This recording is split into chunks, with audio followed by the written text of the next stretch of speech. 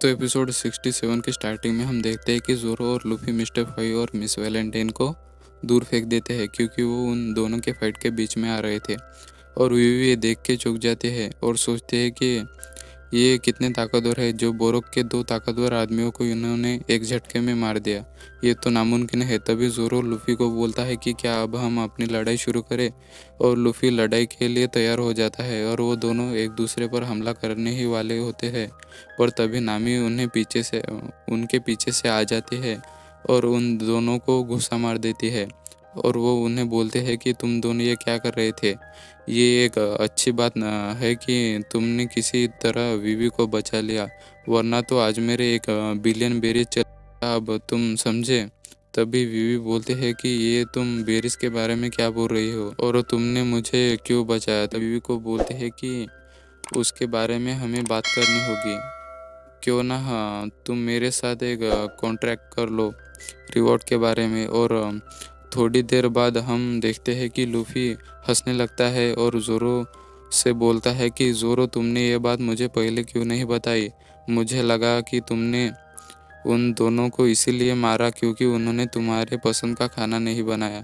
तभी ज़ोरो बोलता है कि मुझे अपने जैसा समझना बंद करो। और नामी उन्हें चुप करा देती है कि वो विवी से कॉन्ट्रैक्ट के बारे में बात कर रही होती है।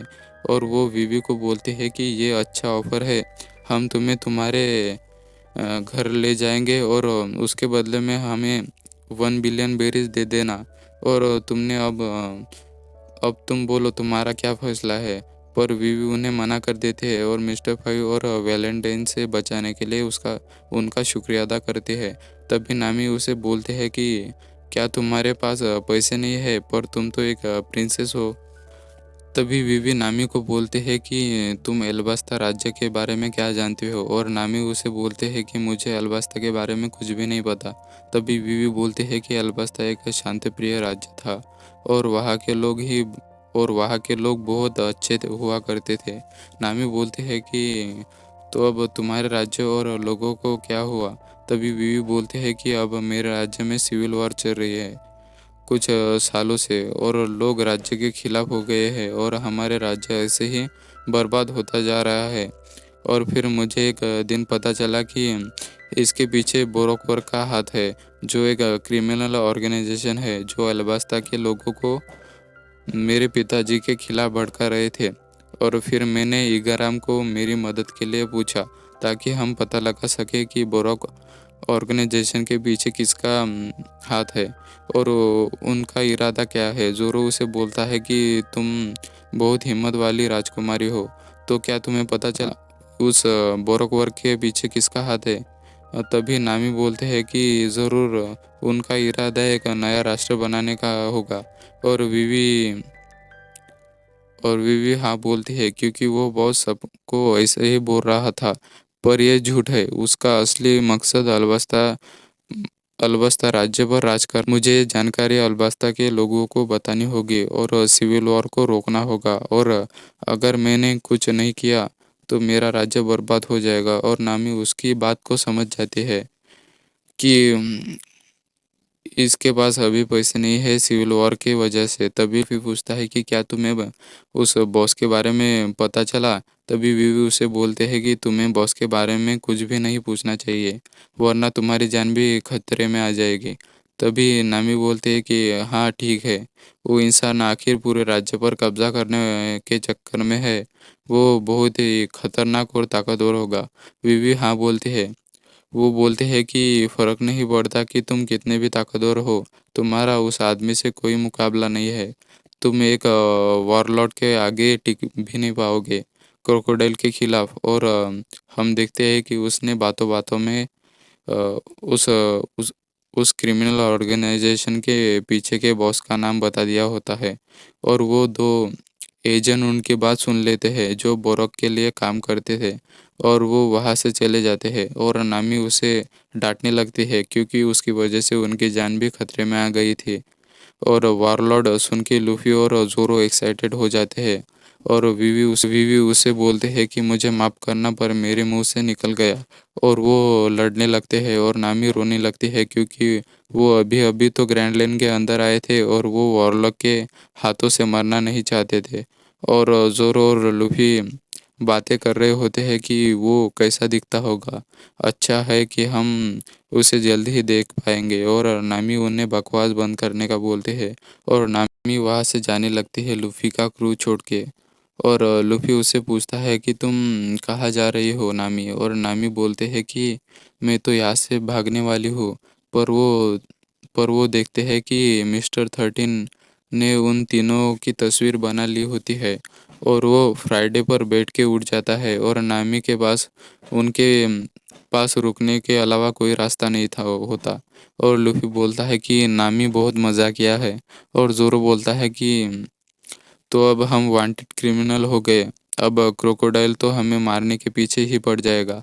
और लूफी हंसने लगता है और बोलता है कि अब बहुत मज़ा आएगा। और नामी डिप्रेशन में चली जाती है। तभी बीवी बोलती है कि मैंने 5 लाख बेरीज संभाल के रखे हैं, मैं वो तुम्हें दे सकती हूँ, तुम बस रो मत। और तभी वहाँ ईगाराम आ जाता है जो बोलता है कि मेरे पास एक प्लान है। और बीवी बोलते हैं कि तुमने मेरे जैसे कपड़े क्यों पहने हैं। और लूफी उसका मजाक उड़ाता है कपड़ों को लेकर। और इगराम बोलता है कि मैं आप दोनों का होने का नाटक करूँगा और मैं ये नकली पुतले अपने साथ ले जाऊँगा। और तुम विवी को लेकर यहाँ से बच के निकल जाना दूसरे रास्ते से।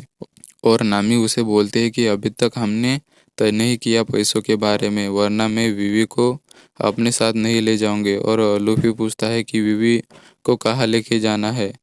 और ज़ोरो उसे बोलता है कि हमें उसे अल्बास्ता उसके घर लेके जाना होगा। और लूफी झट से ही मान जाता है। और नामी चिल्लाने लगती है कि वह क्रोकोडाइल हमारे पीछे है। और लूफी गराम से पूछता है कि क्या क्रोकोडाइल ताकतवर है। और ये बोलता है कि हाँ, वो एक वॉरलॉर्ड है जिसकी वॉरलॉर्ड बनने से पहले बाउंड्री पूरे 18 मिलियन बेरीज थी। क्या फिर और इगराम पूछता है क्या फिर भी तुम हमारी मदद करोगे। और लूफी हाँ कर देता है और इगराम उसका शुक्रिया अदा करता है और वो आगे डिकॉय बनने के लिए निकल जाता है। और फिर हम देखते हैं कि इगराम के शिप पर बहुत बड़ा धमाका हो जाता है और लूफी वहाँ से निकल जाता है। और जोरो नामी को विवी को लेके आने का बोलता है। और विवी बहुत दुखी होती है और लूफी उसब और सांजी को खींच के लेके जाने लगता है। और हम देखते हैं कि उस धमाके के पीछे एक लड़के का हाथ होता है और ज़ोरो ने मिरी को जाने के लिए तैयार कर दिया होता है। और लूफी ने सांजी और उसाब को अपने साथ लाया हुआ होता है जो अभी भी सो रहे होते हैं। और वो डग जिसका नाम कारू होता है वो भी शिप में होता है। और वो निकल जाते हैं अल्बास्ता के लिए। और उसाब और सांजी उड़ जाते हैं और उन्हें कुछ भी पता नहीं होता। और शिप आगे बढ़ने लगती है। तभी वहाँ वो लड़की आती है जिसने इगाराम की शिप में ब्लास्ट किया होता है। और लूफी उसे पूछता है कि तुम कौन हो और मेरी शिप पर क्या कर रही हो। और इसका नाम मिस संडे होता है। और विवी बोलते हैं कि ये वही लड़की है जो डायरेक्ट क्रोकोडाइल के लिए काम करती है। और विवी उससे पूछते हैं कि तुम यहाँ क्या कर रही हो। और उसाब और सांजी उस पे हथियार तान देते हैं पर वो अपने ड्यूल फ्रूट की ताकत से उन्हें नीचे फेंक देती है और सभी चौंक जाते हैं क्योंकि उसकी डेविल फ्रूट की ताकत कुछ अलग ही होती है। और वो लूफी की हैट ले लेते हैं और लूफी उसे हैट वापस मांगने लगता है।